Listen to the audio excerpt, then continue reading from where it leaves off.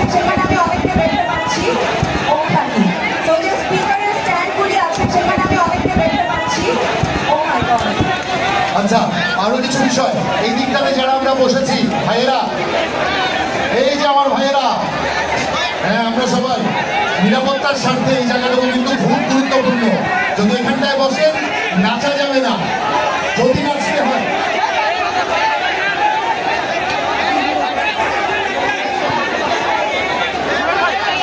আচ্ছা, কানের উপরে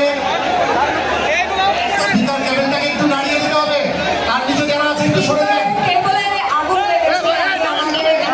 অর্গানাইজার যারা আছে তাদের দৃষ্টি আকর্ষণ করছি এবং প্লিজ ভাই সবাইকে রিকোয়েস্ট করছি আপনারা কাইন্ডলি ওখান থেকে নেমে যান প্লিজ।